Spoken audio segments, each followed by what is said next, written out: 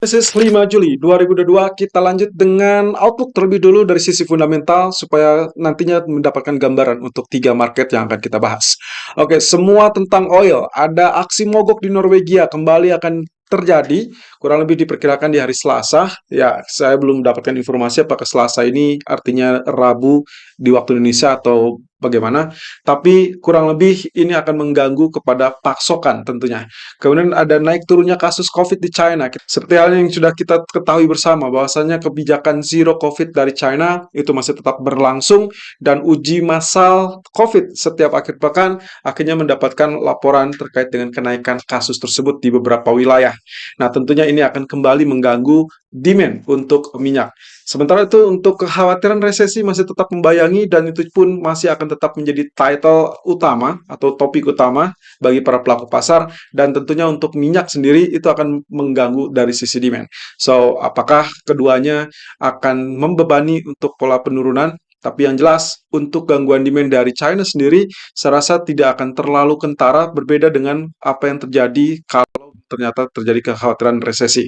Nah, kemudian kalau kita bicara tentang peringatan dari JP Morgan, ini adalah kaitannya dengan rencana G7 yang akan membatasi harga minyak Rusia supaya nantinya pemasukan Rusia berkurang sehingga bisa menekan ekonomi Rusia dan secara tidak langsung tentunya akan menghentikan proses perang yang sedang terjadi atau sedang berjalan.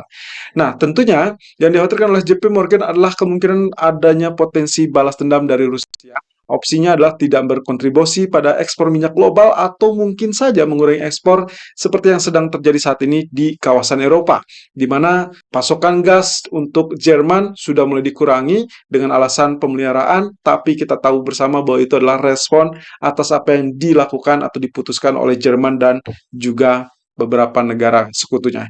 Oke, menurut JP Morgan, kurang lebih kalau memang ternyata terjadi aksi balas dendam dari Rusia atas aksi ataupun rencana dari negara-negara G7, juga demikian juga dengan negara-negara NATO, maka pengurangan 3 juta barrel per hari itu akan menghantarkan Brent crude ke level $190, yang artinya kalau misalkan merujuk kepada WTI, maka kemungkinan lebih mungkin ada di kisaran 140-150. Nah, ini berarti tidak akan jauh berbeda sebetulnya. Bisa saja malah melebihi ke level $200. Nah, sementara yang paling ekstrim lagi, skenario terburuk menurut JP Morgan adalah pengurangan 5 juta barrel per hari yang memungkinkan mendorong harga crude oil kurang lebih sampai $380, dan tentunya crude oil mungkin sekitar 300 ya sampai 350 saya rasa masih sangat sangat wajar. Well, kita berdoa semoga tidak terjadi ya, karena kalau memang ternyata melejit sampai level 190 ataupun 380, of course there will be catastrophic ya, akan ada permasalahan yang jauh lebih tinggi lagi diakibatkan oleh data inflasi dan akhirnya terjun kepada jurang resesi yang tidak disangka-sangka, mungkin lebih cepat atau bahkan lebih dalam. Nah, sementara itu kalau kita bicara tentang kebijakan moneter, kita belum akan mendapati jadwal BOE minggu ini, tapi kurang lebih pernyataan dari Bank Sentral, salah satunya untuk sore ini adalah kaitannya dengan Bailey, Gubernur BOE, dan juga kolega, yaitu Tenreiro. Keduanya akan berbicara di event khusus di dalam BOE yang kemungkinan posisinya adalah akan membahas kebijakan moneter. Ya, kita tahu bersama, selama tidak ada gebrakan, maka pound akan potensi kembali tertekan. Apa yang menggerakkan pasar? Ini juga sudah kita bahas di live streaming kemarin di hari Senin.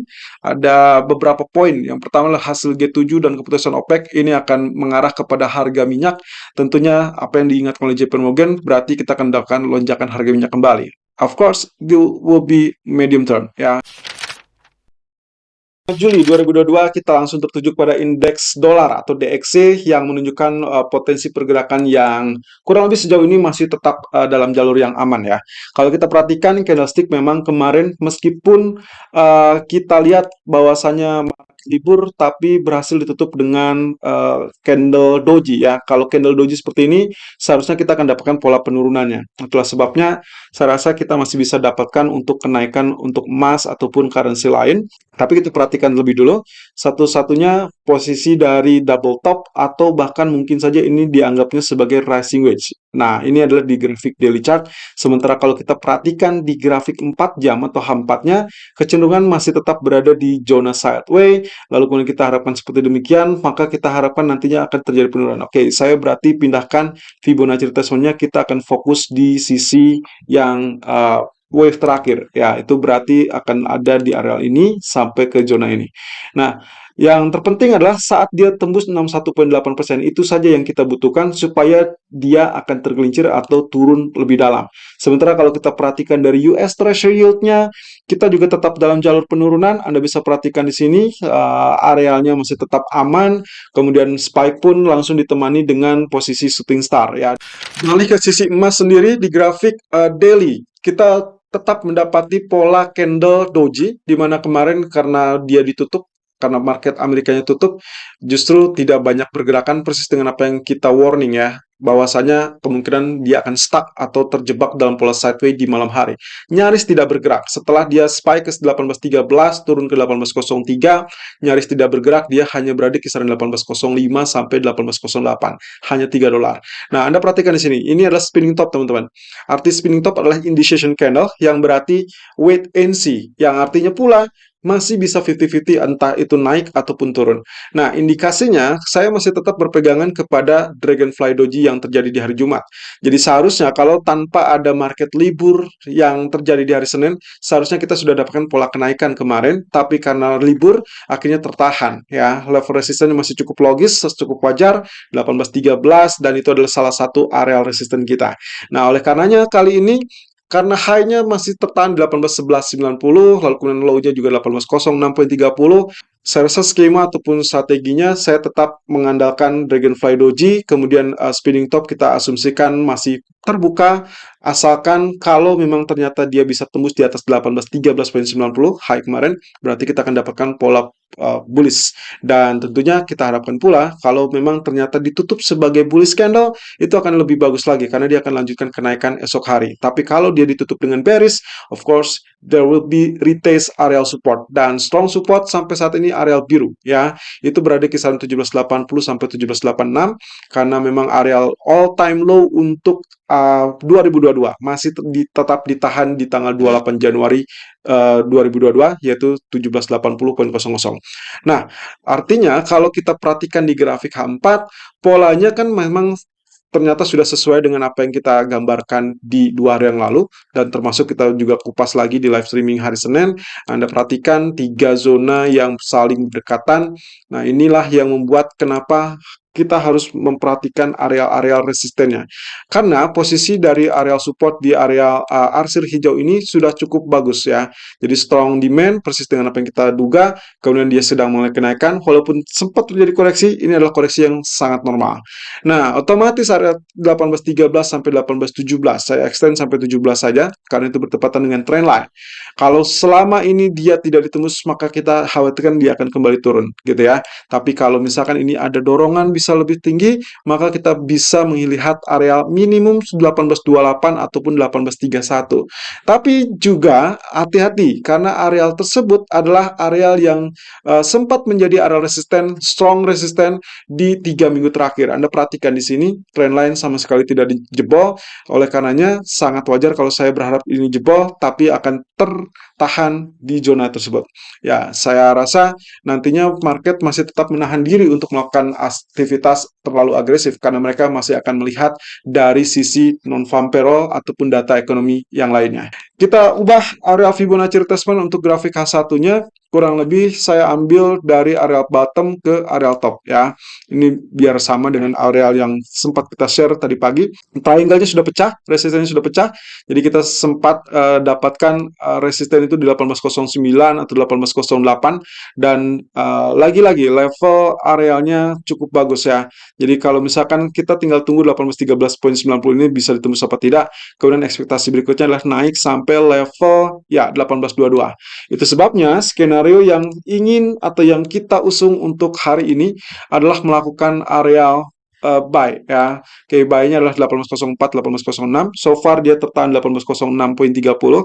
Oke, kalau ada retest lagi masih boleh diambil, atau Anda yang misalkan tidak perlu untuk genap ya, tidak perlu harus tepat di 1804, 1806. Bisa saja 1806.50 atau something. Yang terpenting adalah perhatikan zona resisten. Saya masih membuat arealnya targetnya 1818. Tapi kalau memang ternyata dia mendekati 1820, 1822, ini hanya dua kemungkinan teman-teman. Rejected ya, atau rejection, berarti dia turun kembali. Perkiraan saya mungkin turun sampai zona 1807 kembali. Tapi kalau misalkan dia tembus break, maka 1824 juga harus tembus. Begitu keduanya ditembus, kita akan dapatkan strong resistance atau strong uptrend. Ya, oleh karenanya perhatikan apa yang saya tulis di bagian grafiknya. Ini adalah clue untuk Anda kapan saatnya Anda merubah strategi menjadi sell, atau bahkan kapan atau bagaimana kalau memang ternyata harus mempertahankan posisi buy Anda. Oke, nextnya adalah dari sisi pound sterling.